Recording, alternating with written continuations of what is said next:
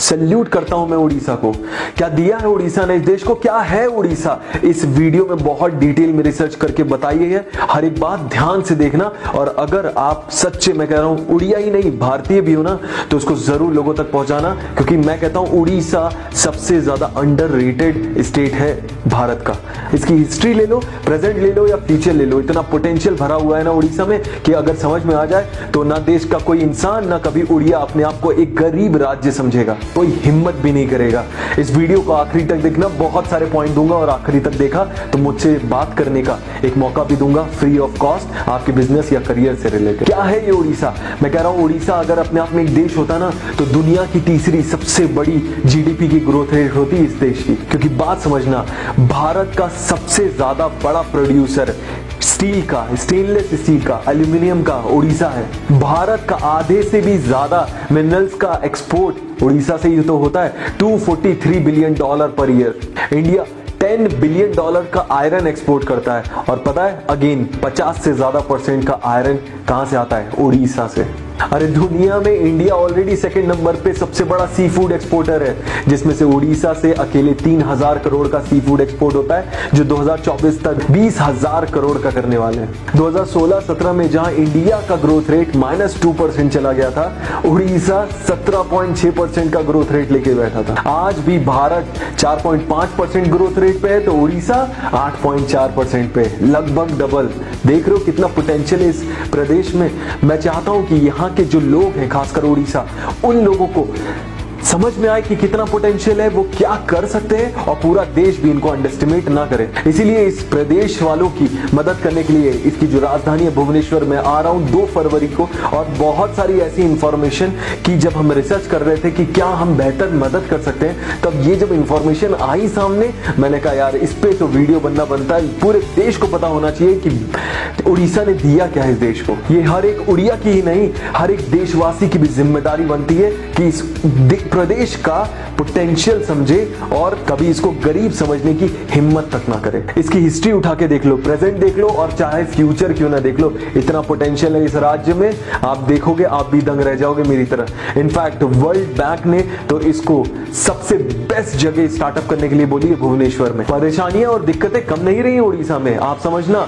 इस वीडियो को at least inspiration की तरह यूज करना, जो इंफॉर्मेशन मैं देने वाला हूं। 1900 सदी से 1900 से आज तक अगर बात करें तो 118 से ज्यादा साइक्लोन आ चुके हैं उड़ीसा में। एक साइक्लोन काफी होता है किसी प्रदेश को बर्बाद तबाह करने के लिए। 2013 में तो मोस्ट बैकवर्ड का टाइटल तक दे दिया गया था। यही नहीं, उड़ीसा का एक भी डिस्ट्रिक्ट टॉप 100 डेवलप्ड डिस्ट्रिक्ट में नहीं आता था। बट इतने सारे चैलेंजेस के बाद भी आज कितनी तेजी से ग्रो कर रहा है, इसको देख लो। इन्वेस्टर्स भी अट्रैक्ट हो रहे हैं, टीसीएस, इंफोसिस, विप्रो सब आ चुकी हैं उड़ीसा में। यही नहीं, जियो ने ये तक बोला है कि सबसे ज्यादा भारत में जो डेटा का यूजेज है वो उड़ीसा में। मतलब समझ रहे हो डेटा क्यों यूज हो रहा है? ऑफ कोर्स लोग सीखना चाहते हैं, आगे बढ़ना चाहते हैं, भूखे बैठे हैं। इसीलिए मैंने डिसाइड किया कि यार अब नेक्स्ट डेस्टिनेशन एक्सपेंशन की हमारी भी उड़ीसा होगी। उड़ीसा हमेशा से भरा पड़ा था मिनरल से, और ये बात पता चल गई थी हिटलर को, और हिटलर ने अपने जो पीक में था जब, तब भेज भी दिए थे जहाज उड़ीसा को कैप्चर करने के लिए। सोचो इतना पावरफुल था। ऑफ कोर्स हिटलर हार गया, और इसकी वजह से जहाज तो आधे रास्ते ही आ पाए थे, लेकिन इतना पोटेंशियल था उड़ीसा में, ये पूरी दुनिया को पता था। एक और इंटरेस्टिंग फैक्ट बताता हूं जो शायद बहुत सारे लोगों को नहीं पता होगा। अलेक्जेंडर द ग्रेट नाम तो सुना ही होगा, सिकंदर महान यहां भारत में बोलते थे। चंद्रगुप्त मौर्य ने इंडिया में घुसने तक नहीं दिया था उसको।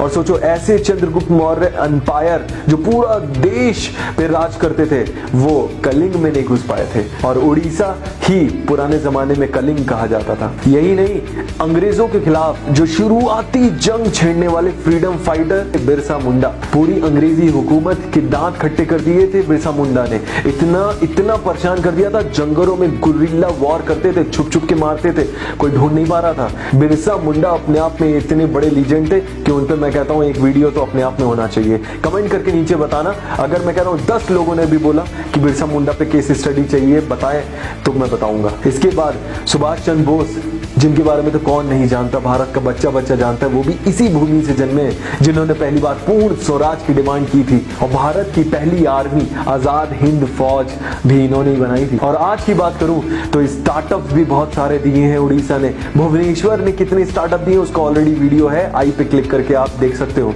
साथ ही साथ एंटरटेनर्स भी इतने सारे दिए, जैसे कि सोनम मोहपात्रा, वो गाना सुना ना अंबर सरिया, वो भी इन्होंने ही गाया है। फेमस कॉमेडियन बिस्वा कल्याण रथ और टीवीएफ के राइटर विश्वपति सरकार, ये सारे के सारे उड़ीसा से हैं। आप समझ रहे हो कितना पोटेंशियल है इस प्रदेश में, और आप और हम जानते ही नहीं थे आज तक। जरूरत है अवेयरनेस की, जरूरत है समझने की, जरूरत है। इनफैक्ट इस समय चीपेस्ट लैंड ऑफर किए जा रहे हैं उड़ीसा में। यही नहीं, मैं वहां के सीएम की बड़ी रिस्पेक्ट करता हूं, नवीन पटनायक जी, जो 2000 में इलेक्ट हुए और 2020 आ चुका है और उन्हीं का कार्यकाल चल रहा है। इन्होंने जितने भी रेगुलेटरी डिपार्टमेंट्स होते हैं उसको एक रूफ के अंदर लाकर खड़ा कर दिया, बिजनेस करना आसान बना दिया। भारत का 11% वाटर रिजर्व उड़ीसा में ही है। समझा आपने कितना पोटेंशियल है इस प्रदेश में, और आप और हम जानते भी नहीं इसके बारे में।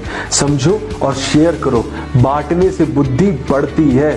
इसको ज्यादा से ज्यादा अपने जैसे लोगों तक पहुंचाओ। हर एक भारतीय को, सिर्फ उड़िया को नहीं, भारतीय को मैं बोल रहा हूं, गर्व होना चाहिए, उड़ीसा हमारे देश का हिस्सा है। इस वीडियो के स्टार्टिंग में मैंने प्रॉमिस किया था ना, प्रॉमिस अपने हमेशा निभाता हूं कि लास्ट में आपको एक मौका मिलेगा मुझसे 1 to 1 बात करने का। ये रहा क्वेश्चन, इस क्वेश्चन का आंसर नीचे लिखिए। अगर आंसर आपका सिलेक्ट होता है, पसंद आता है, सबसे अच्छा होता है, तो आपको मिलेगा मुझसे 1 to 1 बात करने का मौका। बिजनेस और करियर से रिलेटेड बात करेंगे। आपके हर एक कमेंट को मैं बहुत ध्यान से पढ़ने वाला हूं, इसलिए कमेंट जरूर करना। रोज 9:30 बजे वीडियो आ रहे हैं। अगर सब्सक्राइब नहीं किया है, बेल नोटिफिकेशन हिट नहीं किया है तो मिस कर दोगे। हमें सब्सक्राइब करके हमें मोटिवेट करने के लिए थैंक यू सो मच।